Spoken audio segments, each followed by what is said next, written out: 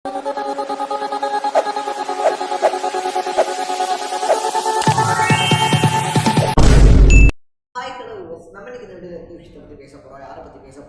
சொல்லி கேட்டோம் அப்படின்னா நம்மள பலருமே வந்துட்டு இந்த 23ஆம் புலிகேசி அப்படின்ற திரைப்படத்தை வந்துட்டு பார்த்துருப்போம் இல்லையா. ஸோ அந்த திரைப்படத்தினுடைய ரியல் வெர்ஷனாக வந்துட்டு பார்த்தோம் அப்படின்னா டொனால்ட் ட்ரம்ப் மாறிக்கிட்டு இருக்காப்ல அப்படின்னே சொல்லலாம். என்னப்பா சொல்ற அப்படின்னு சொல்லி கேட்டோம் அப்படின்னா, பொதுவாக ஒரு நாடு இருக்கு அப்படின்னு சொல்லி வந்துட்டு பார்த்தோம் அப்படின்னா அந்த நாடு வந்துட்டு இன்னொரு நாடு மேல போர் அப்படின்றத தொடுத்து போவாங்க.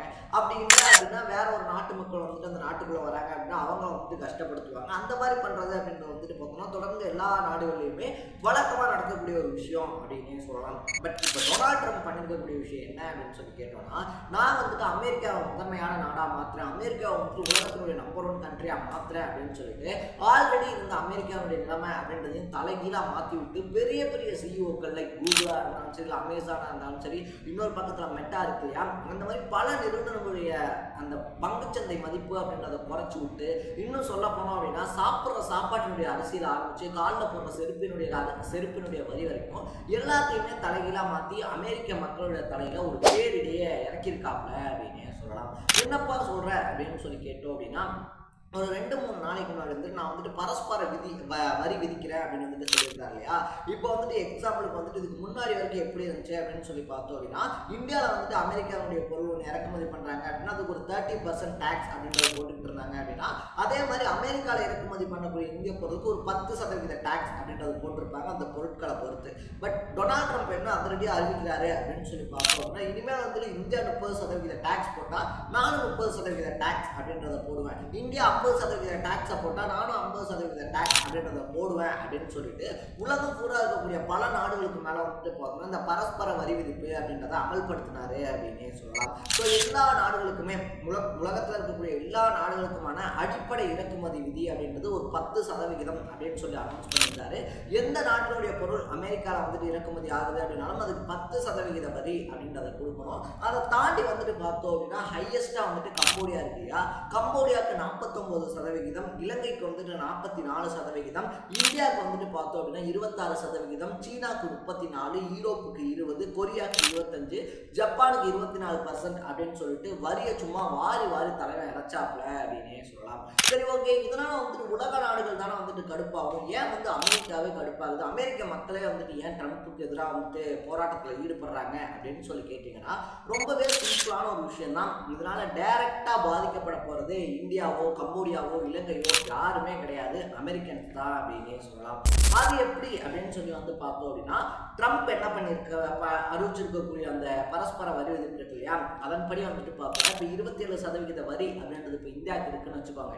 இந்தியாவில இருந்து வந்துட்டு அரிசி எப்படி சொல்றது அமெரிக்காவுக்கு போகுது அப்படின்னு சொல்லி பார்த்தோம்னா, இந்தியாவில இருந்து அங்க அமெரிக்காவுக்கு வரக்கூடிய அரிசி அங்கே இறக்குமதி பண்ண போறது ஒரு அமெரிக்க டீலராக தான் இருப்பாரு. அவர் இந்திய டீலராக கூட இருக்கலாம், யாரா வேணாலும் இருக்கலாம். பட் இப்போ டொனால்ட் ட்ரம்ப் வந்துட்டு பார்த்தோம் அப்படின்னா 27% வரி அப்படின்றத விதிச்சிருக்கிறதுனால அந்த அமெரிக்காவில் இருக்கக்கூடிய டீலர் என்ன பண்ணுவாரு அப்படின்னு சொல்லி பார்த்தோம்னா அந்த டாக்ஸை கட்டி அந்த பொருளை வந்துட்டு இறக்குமதி பண்ணுவார். ஸோ அப்படி இறக்குமதி பண்ண பொருள் இருக்கு இல்லையா, அதனுடைய சேல்ஸாக இருந்தாலும் சரி, இல்லை அதனுடைய அந்த சர்வீஸ் டாக்ஸஸாக இருந்தாலும் சரி, இதெல்லாம் ஈடு கட்டுறதுக்காக என்ன பண்ணுவார் அப்படின்னு சொல்லி பார்த்தோம்னா, இப்போ ஒரு 30 ரூபாய்க்கு 1 கிலோ அரிசி வித்துக்கிட்டு இருக்கு அப்படின்னா அந்த டாக்ஸ் எல்லாம் அதிகமானதுனால 1 கிலோ அரிசி 50 ரூபா அப்படின்னு சொல்லிட்டு அமெரிக்கர்கள் கிட்ட தான் விற்பாரு. ஸோ அந்த டாக்ஸ் இப்போ கடைசியாக யார் தலையில் போய் விழுகும் அப்படின்னு சொல்லி பார்த்தோம்னா அமெரிக்கா தலைவர் தான். ஸோ இந்த மாதிரி பல நாடுகளுக்குமே வந்துட்டு பார்த்தோம் அப்படின்னா அமெரிக்கா இருக்கு இல்லையா, வரியை வாரி கொட்டி இருக்கிறதுனால இப்போ அமெரிக்க மக்கள் தான் அச்சத்தில் இருக்காங்க அப்படின்னு சொல்லலாம். ஏன்னா அரிசியில் ஆரம்பிச்சு செருப்பு, மின்னணு பொருட்கள் அப்படின்னு சொல்லிட்டு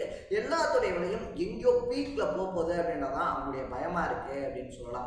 அதுவும் அமெரிக்காவை பொறுத்த வரைக்கும் ஒரு சில சீன பொருட்கள் இல்லாமல் அமெரிக்கா மார்க்கெட்டே கிடையாது அப்படின்னு சொல்லக்கூடிய அளவுக்கு வந்துட்டு சீனால இருந்து அதிகப்படியான பொருட்கள் அப்படின்றத பார்த்தோம்னா அமெரிக்காவில் இறக்குமதி செய்யப்பட்டு விற்கப்பட்டுக்கிட்டு இருக்கு அப்படின்னு தான் சொல்லணும். ஸோ அப்படிப்பட்ட சீனாக்கே வந்துட்டு பார்த்தோம் அப்படின்னா ட்ரம்ப் 34% வரி அப்படின்றது விதிச்சிருக்கிறதுனால அந்த சீன பொருட்கள்லாம் இருக்கு இல்லையா, அதெல்லாம் எவ்வளோ டாக்ஸஸ் விதிச்சாலும் கூட அந்த அமெரிக்கர்கள் வந்து பார்த்தோம் அப்படின்னா அந்த டாக்ஸை கட்டி உள்ள இறக்கி அமெரிக்க சந்தைக்குள்ள அதை வித்து தான் ஆகணும் அப்படின்ற சிச்சுவேஷன்ல இருக்காங்க.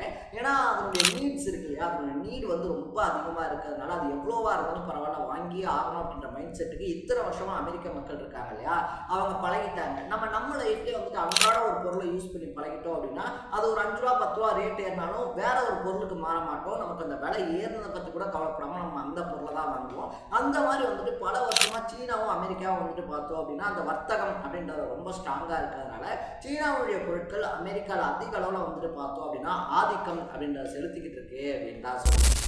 அமெரிக்காவுடைய பொருட்கள் வந்துட்டு பார்த்தோம் அப்படின்னா அதிக அளவில் ஆதிக்கம் அப்படின்றது இருக்கு இல்லையா, அதை செலுத்திக்கிட்டு இருக்கு அப்படின்னு தான் சொல்லணும்.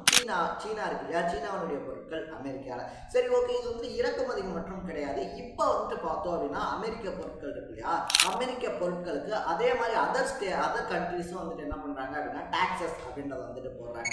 ஸோ இப்போ ட்ரம்ப்பை பொறுத்த வரைக்குமே வந்துட்டு பார்த்தோம் அப்படின்னா ஒரு பொருளாதார போர் அப்படின்றத ஏற்படுத்தி வச்சிருக்காப்ல அப்படின்னே சொல்லலாம். 3வது உலக போர் அப்படின்றது ட்ரம்ப்னால தொடங்கப்பட்ட அபிஷியலா அப்படின்னு சொல்லலாம். ஸோ இதனாலதான் வந்துட்டு பார்த்தோம் அப்படின்னா கிட்டத்தட்ட 50 மாகாணங்கள்ல 1200 இடங்கள்ல வந்துட்டு பார்த்தோம் அப்படின்னா ஹேண்ட்ஸ் ஆஃப் அப்படின்னு சொல்லி ஒரு போராட்டத்தை அமெரிக்கர்களே முன்னெடுத்திருக்காங்க அப்படின்னு தான் சொல்லணும். ஸோ ட்ரம்ப் ஜனவரியில பதவி ஏற்றதுலேருந்தே வந்துட்டு பார்த்தோம் அப்படின்னா அவர் அதிரடியா பண்றேன் அப்படின்னு சொல்லி பண்ணக்கூடிய விஷயங்கள் இருக்கு இல்லையா, அது எல்லாமே அமெரிக்காவுக்கு தான் பேக் ஃபயர் ஆயிட்டு இருக்கு அப்படின்றத புரிஞ்சுக்காம அவர் பண்ணக்கூடிய விஷயங்கள் அமெரிக்கர்களுக்கு வந்துட்டு பார்த்தோம் அப்படின்னா ட்ரம்ப்புக்கு வந்துட்டு ரொம்ப பெரிய ஒரு எதிரான மனநிலை கொண்டவர்களா மாற்ற ஆரம்பிச்சிருக்கு அப்படின்னு தான் சொல்லணும். என்னடா இந்த மனுஷனுக்கு போய் நம்ம ஓட்டை போட்டு மறுபடியும் வந்து அதாவது நல்லது செய்வாரு அப்படின்னு சொல்லி பார்த்தோம் அப்படின்னா வந்தது வந்து நம்மளை தான் மனுஷன் வச்சு செஞ்சுக்கிட்டு இருக்கான், அதுக்கு பேசாம அவனை ஜெயிக்க வைக்காம இருந்திருக்கலாமே அப்படின்னு சொல்லிட்டு ஒட்டுமொத்த அமெரிக்கர்களும் ஃபீல் பண்ணக்கூடிய அளவுக்கு வந்துட்டு பார்த்தோம் அப்படின்னா அந்த ஆட்சி அப்படின்றத பண்ணிக்கிட்டு இருக்காப்ல அப்படின்னு தான் சொல்லணும்.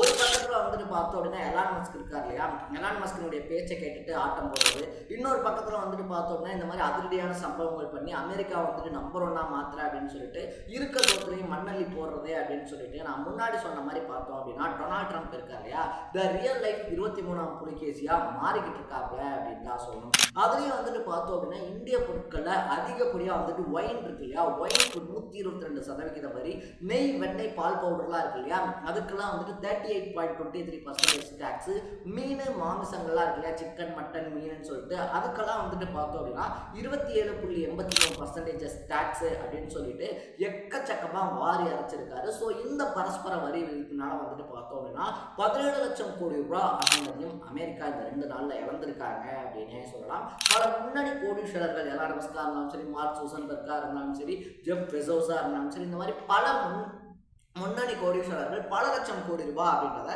இந்த வர்த்தக போர் காரணமா இழந்திருக்காங்க அப்படின்னே சொல்லலாம். ஸோ ட்ரம்பினுடைய நடவடிக்கைகளை பத்தி நீங்க என்ன நினைக்கிறீங்க அப்படின்றத கமெண்ட்ல போட்டு இதே மாதிரி அப்பப்போ அப்டேட்டா போயிட்டுக்கூடிய விஷயங்கள், அது கரண்ட் அஃபேர்ஸாக இருந்தாலும் சரி, பாலிடிக்ஸாக இருந்தாலும் சரி, ஸ்போர்ட்ஸாக இருந்தாலும் சரி, அப்பப்போ அப்டேட்டா போயிட்டுக்கூடிய விஷயங்களை நீங்க தொடர்ந்து தெரிஞ்சுக்கணும் அப்படின்னு ஆசைப்பட்டீங்கன்னா மறக்காம சேனலை ஃபாலோ பண்ணி சப்ஸ்கிரைப் பண்ணிக்கோங்க.